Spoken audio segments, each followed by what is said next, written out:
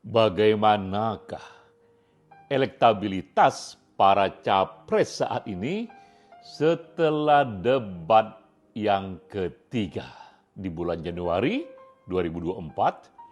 Saya menonton dengan seksama debat yang lebih dari 2 jam antara Anies, Prabowo, dan Ganjar untuk tema-tema mengenai politik luar negeri, pertahanan keamanan, dan geopolitik. Sebelum menjawab ini, kita lihat dulu bagaimanakah posisi elektabilitas mereka sebelum debat capres yang ketiga dari 2 lembaga di ujung bulan Desember. Saya kutip hasilnya pertama dari LSI DNJA. Sebelum debat capres yang ketiga, dukungan kepada Prabowo sebesar 43,3%. Nomor 2 Anies Baswedan dengan Muhaimin di angka 25,3% dan Ganjar Pranowo di angka 22,9%. Kita lihat di sini Prabowo Gibran unggul telak sekali, jaraknya lebih dari 17% dibandingkan 2 kompetitornya.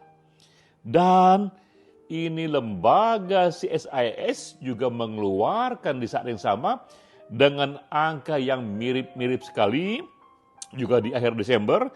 Dalam survei CSIS di sini Prabowo Gibran 43,7%, Anies Muhaimin 26,1% dan Ganjar Mahfud 19,4%. Baik LSI dan JA ataupun CSIS sama situasinya, Prabowo unggul telak di angka 43% lebih dan jaraknya kepada kompetitornya di atas 17%. Mengapa antara LSI, DNJA dan CSIS hasilnya mirip? 2 lembaga ini sama sekali tak ada komunikasi mengenai ini. Hasilnya mirip karena mereka melakukan survei di momen yang sama dan juga dengan metodologi yang sah, yang sama. Itulah sains. Jika sama metodologinya dan sama juga momennya, maka hasilnya pun akan mirip-mirip. Tapi di LSI-DJA kita juga mempunyai data lain yang juga penting. Di samping tingkat elektabilitas pasangan, kita juga menyoroti kategori elektabilitas individual. Nah, ini datanya bahwa Prabowo sudah dikenal lebih dari 95% populasi. Tinggi sekali ini. Sementara Anies dan Ganjar dikenalnya masih di bawah 95%. Tingkat pengenalan Prabowo sudah sangat premium kelasnya dan juga di sini tingkat kesukaan atas Prabowo juga di atas 80%. Ini juga akan sangat tinggi sekali, sementara Anies dan Ganjar yang suka padanya di bawah bahkan 75%.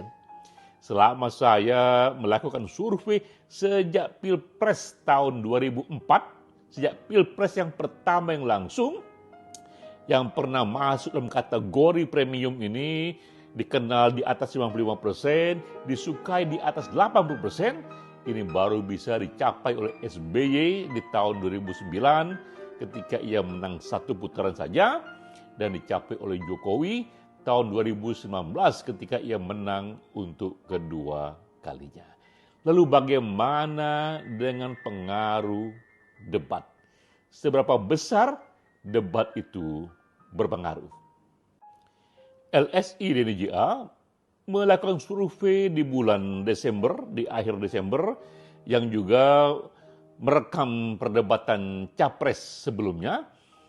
Ini mengulangi data 5 tahun yang lalu, ternyata memang yang menonton debat itu memang cukup banyak, 47,5%, tapi tak semuanya menonton penuh. Ada yang menonton 1 menit saja, 5 menit saja, di bawah 10 menit saja. Yang menonton penuh dari semua yang menonton hanya 31%. Jika di total yang menonton debat capres secara penuh hanya 14-15% saja dari populasi. Lalu dari yang menonton penuh itu seberapa jauh setelah nonton debat mempengaruhi pilihan mereka dan mengubah pilihan mereka. Nah, ini datanya bahwa ternyata 22,2% saja yang mengubah pilihannya dari yang menonton. Karena yang menonton penuh itu hanya 15%, maka yang mengubah pilihannya setelah menonton debat hanya 2,3% saja, 2-3% saja. Sehingga setelah debat ini pun tak banyak berubah elektabilitasnya. Kita bisa katakan ini situasi per hari ini di awal Januari bahwa Prabowo di angka 43% lebih dan ia hanya butuhkan 7% saja untuk menang satu putaran. Katakanlah jika Prabowo gagal menang satu putaran, maka yang muncul di putaran kedua akan direbut oleh Anies atau Ganjar, salah satu dari mereka. Tapi baik Anies ataupun Ganjar, mereka membutuhkan dukungan tambahan 8-10% lagi.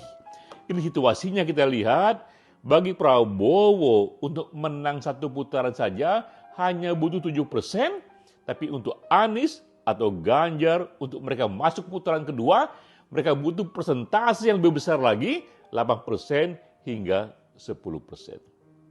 Demikianlah situasi mutakhir dari situasi Pilpres, elektabilitas setelah debat Capres yang ketiga.